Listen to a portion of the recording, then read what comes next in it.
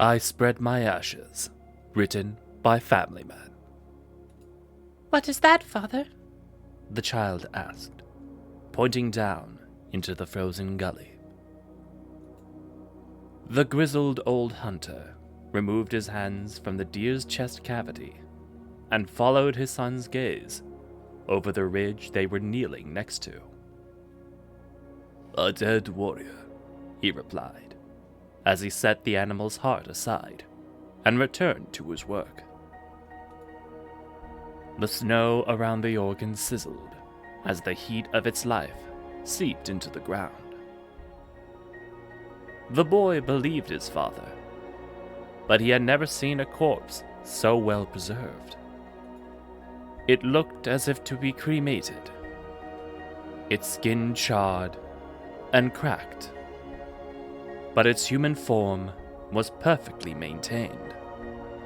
The body was seated upon a rock, legs crossed and arms draped over its knees, a leather cloth wrapped around its waist.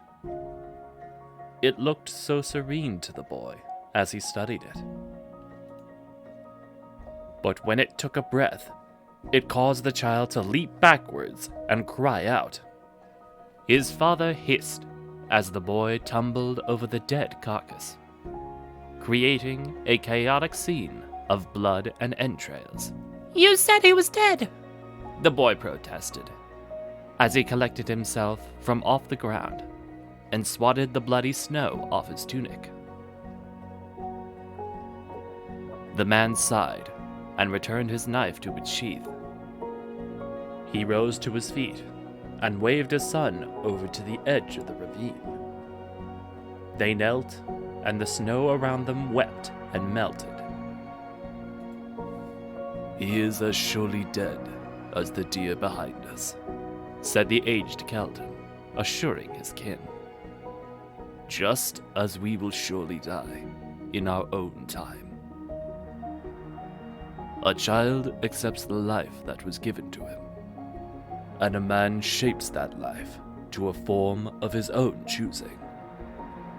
But a warrior is one who chooses how that life will come to a close."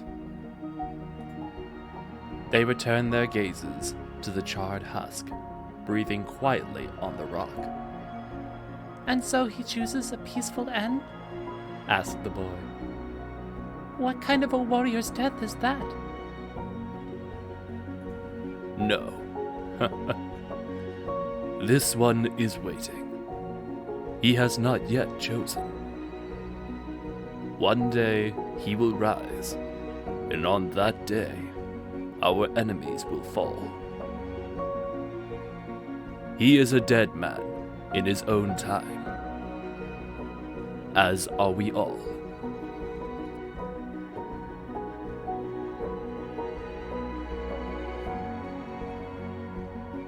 The Nomads of Kheld are an interesting people, their history being that of proud warriors, conquerors who held dominion over vast swaths of territory, their vassal states flying their banners for 500 miles or around 804 kilometers in every direction. But as the saying always goes, pride goeth before the fall. And their fall came in one of their latest conquests. Thrice cursed, soot-stained lands that for 10 years they tried and failed to subdue.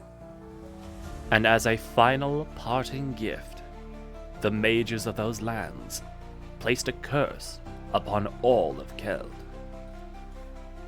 And whosoever raises a blade in anger again will be burned alive from the inside out, consumed by flames of malediction, fanned by their own rage. This failure left blood in the water, and the vassals whom they once held dominion over turned against them,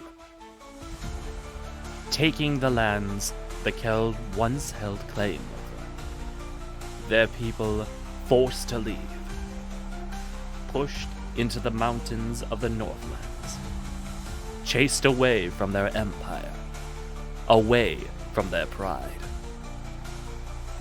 Many times they tried to break the curse. Many methods were applied, and all failed. And with each failure, the face of extinction grew ever closer.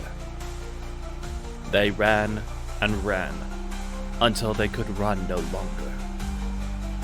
Faced with an impassable fjord and the certainty of death, they chose to stand and fight. But to their surprise, they did not fall. Neither to flame nor to blade, they did not fall. Though twice damned, the warriors of Kheld prevailed. The fire within them held at bay by the ice without. Now, as they set their boots anew in a dominion of ice, the skies tear apart as warriors from other worlds pass through the rifts, with the intention of taking this world's spoils. But if they seek an easy victory, the warriors of Kheld will ensure that they are sorely disappointed.